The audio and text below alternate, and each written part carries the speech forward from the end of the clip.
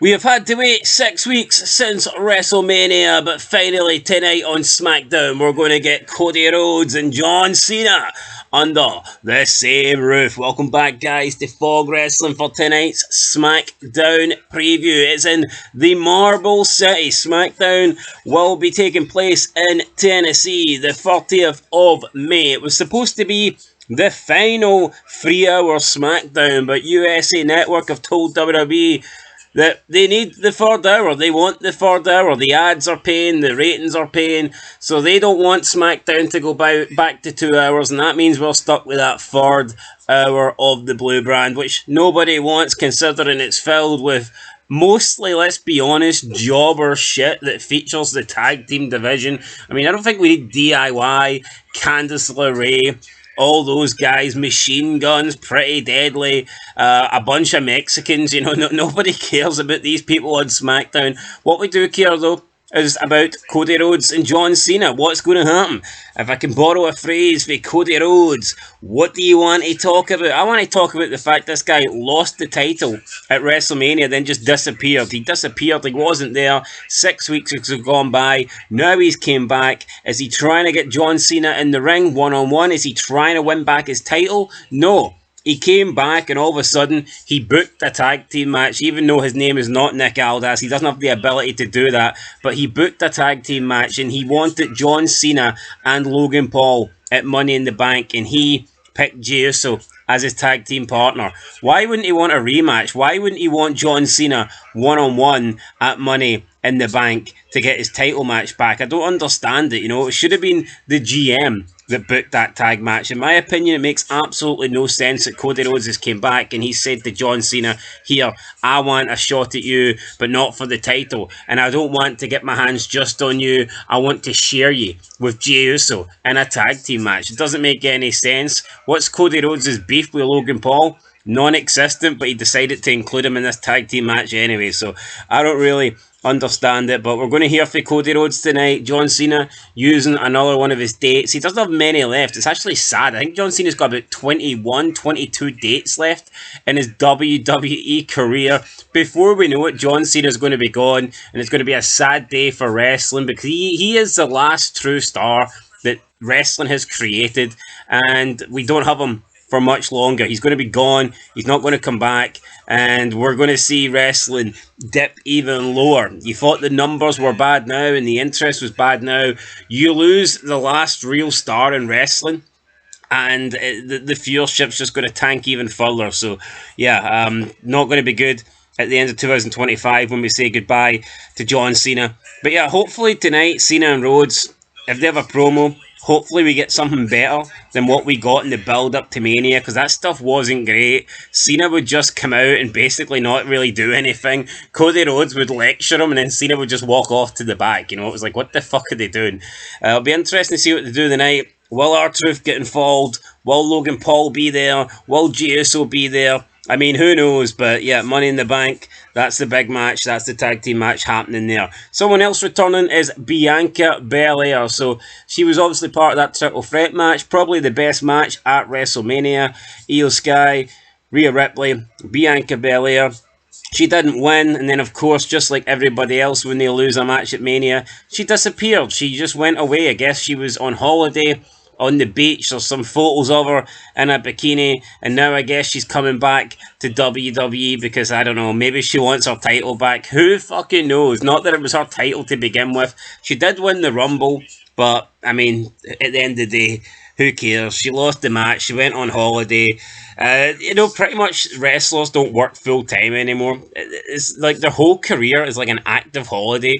They maybe show up for like 2 matches or something, 2 weeks in a row, and then they're gone. And then they come back like 2 weeks later, and it's labelled a return. The work ethic in professional wrestling is gone. It's not like it was back in the day when everybody showed up on every show, and 9 times out of 10 the top guys wrestled, and then they would also wrestle throughout the week. You'd get like 3, 4, 5 house shows throughout the week. Nowadays you barely get any house shows, and the top guys barely fucking wrestle. Like, when was the last time we seen like a Cody Rhodes or a John Cena or a Roman Reigns, you know, wrestle on TV? Outside of that Netflix show, which was a big deal, and they kind of promoted the Netflix show as like a mini premium live event, Outside of that, when was the last time we seen a top guy wrestle on TV? Doesn't happen. Bianca Belair, anyway, she returns tonight, even though her stuff was kind of on Raw. She challenged for the Raw title.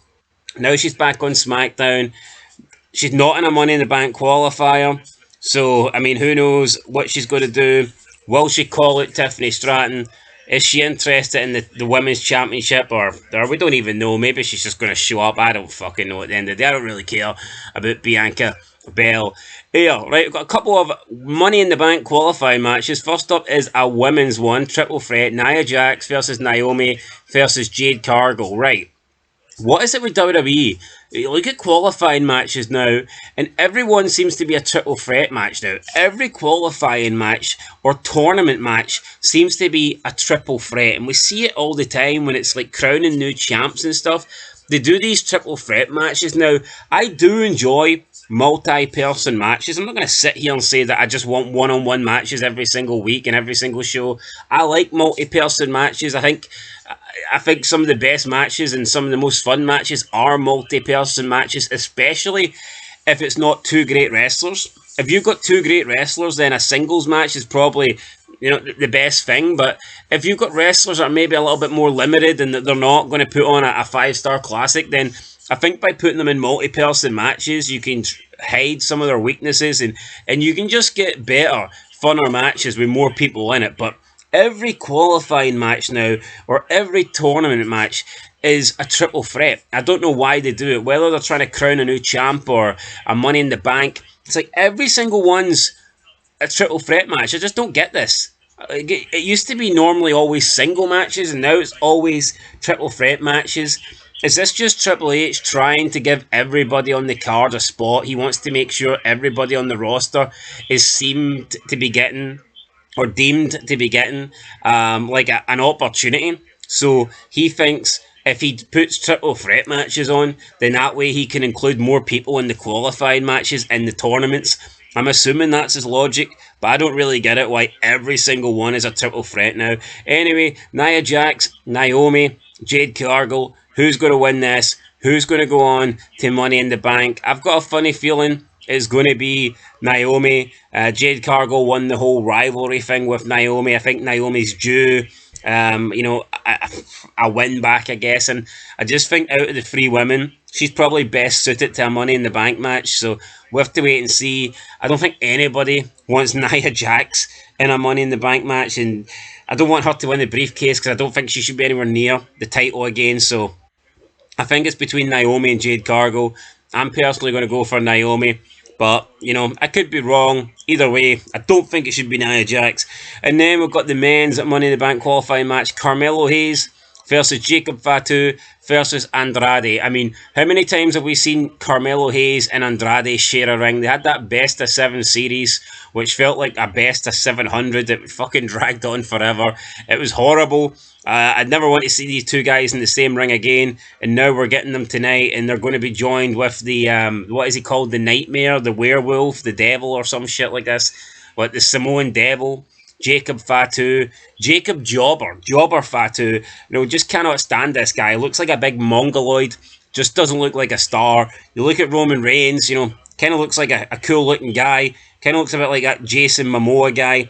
And then you look at Jacob Fatu, and he looks like a half-breed, he just looks like a fucking Mongol. Like, he looks deformed. He looks like his mother and father or brother and sister. That's how I can sum up Jacob Fatu.